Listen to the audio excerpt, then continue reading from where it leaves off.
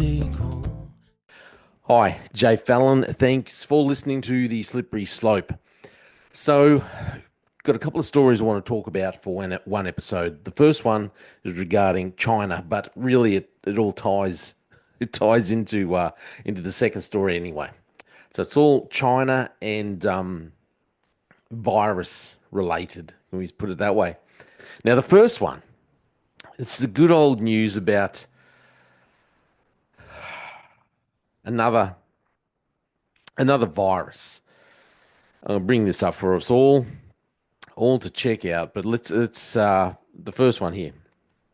China reports new coronavirus with pandemic potential discovered. This is by Tyler Durden. I said that I like to read a lot of his stuff. He actually came out a few days ago. Anyway, stocks suddenly tumbled shortly after lunch, and trading desks are scrambling to find a catalyst with today's big 2.7 trillion options expiration unclenching gamma. The market is more free to move, but many are citing a report by the Daily Mail claiming a new coronavirus has been discovered in the wild, in the wild in China that has the potential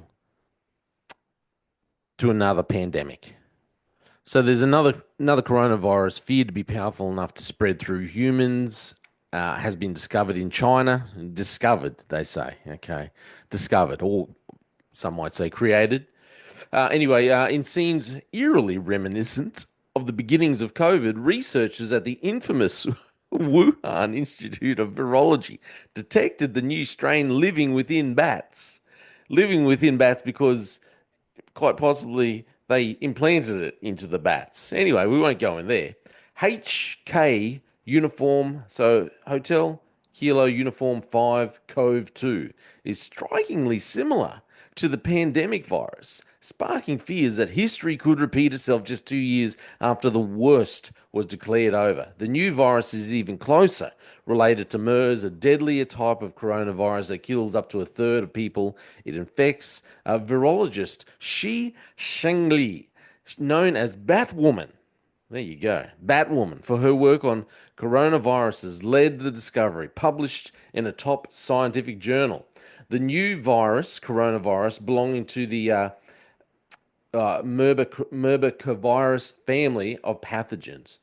Murbo, I always forget how you pronounce this properly. Anyway, Myrbecoviruses have been detected in minks and pangolins. The animal believed to be the intermediary for COVID between bats and humans. Nothing to do with the syringe that they use to inject them. No, it's all to do with this.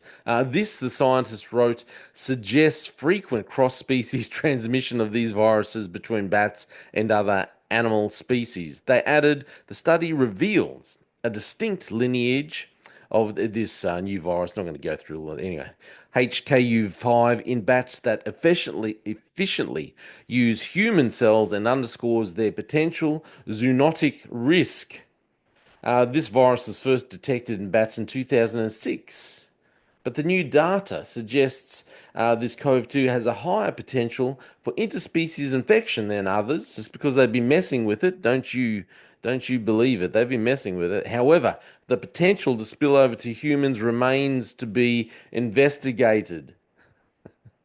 Oh, the research was conducted by the Wuhan Institute of Virology, the makers of the first one, which is at the center of the lab leak theory. Well, it's hardly a theory, I think, more of a fact, which claims COVID-19 was manufactured in a Chinese lab and accidentally leaked to the public.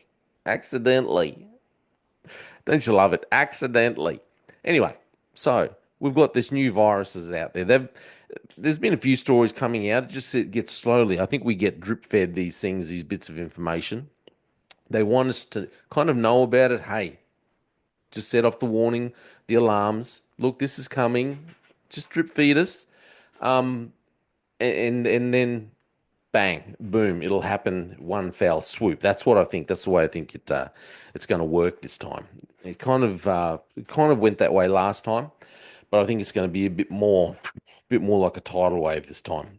So the next story, as I said, I do follow Alex Berenson. He's a very good investigative reporter, I believe, and he's still chasing up the COVID debacle and what actually happened with with the virus and with the jab and how it is actually affecting people and what's actually happening, investigating the depths of the destruction that these pharmacy companies have brought upon us. So he's just released this very interesting this research from Yale. Very urgent. Yale researchers have found immune system exhaustion and prolonged spike protein production in some COVID jab recipients.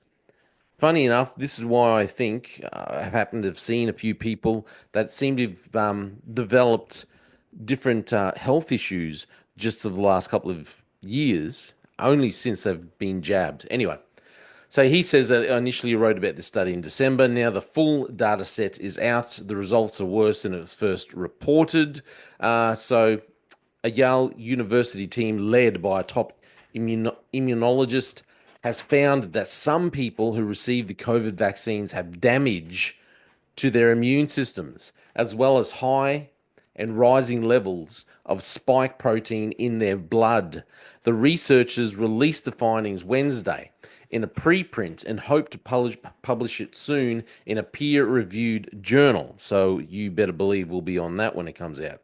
How often these problems occur or if the immune system damage might open people to infections is unclear as yet, but immune system damage, listen to this, immune system damage that researchers found is similar, though not identical, to changes caused by HIV, which is the human immunodeficiency virus that can eventually lead to AIDS. So it's similar, not identical. That's not good. The researchers also found COVID spike protein, the protein mRNA COVID jabs from Pfizer and Moderna cause our cells to make in the blood of patients up to 2 years after vaccination. 2 years later, they're still finding the COVID spike protein. He says that he first wrote about that finding in December, but it looks even more serious now that the preprint is out. The findings came out from the Yale Listen study, which was initially designed to track people with self reported post COVID injuries. It is now expanded to examine what the study's leaders call PVS or post vaccine syndrome, people who have reported autoimmune and other problems I assume that's supposed to be following COVID jabs. The study found that patients with post-vaccine syndrome had low levels of crucial CD4 helper T cells, and some of their CD8 killer T cells showed evidence of what immunologists call exhaustion. The study is small, comparing only 42 people with post vaccine syndrome to 22 control patients who enrolled in the study who did not have similar problems. Further, this study is not prospectively enrolled. I'll say this line again. Further, this study was not prospectively enrolled. In other words, the researchers do not have T cell data from people before they received COVID shots. That's unfortunate, but I suppose no one other than the people that planned it knew this was coming. So for now, they cannot prove the jabs caused any immune dysfunction. The problem is fundamental to any data from any observational study like Listen and difficult to correct. However, Pfizer and Moderna may have sequential collecting T cell data on at least some people they enrolled in their clinical trials in 2020. In that case, it should be possible to examine how T cell levels in those patients have changed over time. Wow, wow, wow. The new findings are particularly credible and concerning because Listen's co chair, Dr. Akiko Iwasaki, is a former president of the American Association of Immunologists who in 2021 called concerns about the mRNA shots absurd. So this doctor said, no, no, nothing to fear here. Now, might be changing his mind. In a press release announcing the preprints findings this morning, Dr. Iwasaki struck a different tone. This was surprising to find spike protein in circulation at such a late time point. She said, sorry, it's a female. We don't know if the level of spike protein is causing the chronic symptoms, but it could be one mechanism underlying this syndrome. Dr. Harlan Krumholz, a Yale cardiologist and the study's other co-chair, said the study needs to be repeated and expanded with much larger numbers to confirm its findings and discover other possible outcomes. Those would include if the immune system dysfunction improves or worsens over time, if spike protein levels continue to rise, and why people continue to have spike protein in their blood long after it should be gone. So there you go. China's, ringing the alarm bell saying, oh, we've found another virus, just happens to be out there in the wild. The Batwoman just found it, been monitoring it since 2006. Look at this. It's, look at this. This might cause another pandemic. What do you know? Um, and then, as reported, as you could see there, there's very dire concerns that the vaccine still causing issues several years later. Oh, what's going to happen if another plan comes on board and then they turn around and say, "Oh well, we fixed the issues we might have had a few issues, but look, we've got another jab. Oh, the other one wasn't that bad. We, keep telling people we saved millions and millions and millions of lives. Um, but take this new jab, and then in another year's time, you have even more. I won't say the word, but even more issues. I'll get banned again. Even more issues because they've mixed the first one is getting mixed with another jab that they've formulated that they just happen to have on hand. So a couple of things to take away from all these stories. I think China rattling its saber over New Zealand and Australia, flexing its military muscle, is just signs that it knows economically it's on the turn, it's on the downslide, and that's why it's doing it. And I think it's just going to push it further along, to be honest.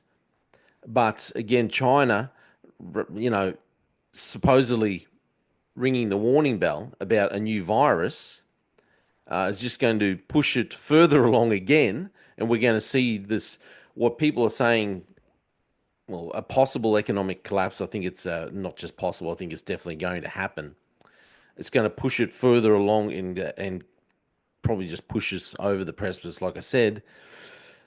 And this is all going to possibly tie in with issues we've already had from the previous plan. And we'll see that these issues with the previous jab all tie in together. Could this be? Could this be? The long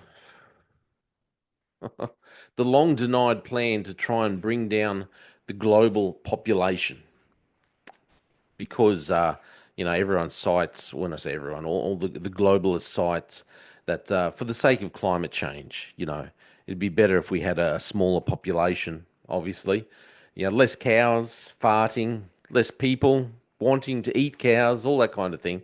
Less people taking up the vital resources. So obviously, they don't want to say the quiet part out loud that how do you get less people? Could this be where it's all going? Another plan coming down the line, leading into another jab, which mingles with the effects of the first jab, which just pushes these people who have already got compromised immune systems over the edge, and all this pushing China. into a major, well, into absolute economic free fall, which it's already on there on the radar anyway, but an economic free fall that it can no longer deny and can no longer hide. So an economic free fall that everyone can see, and then the whole world will end up going into an economic free fall. Is that where we're going? I think it's very possible because I think, well, the Bible lays out where how things are going to end up during the end of days, the tribulation period, and so I think this is possibly the start of everything coming together.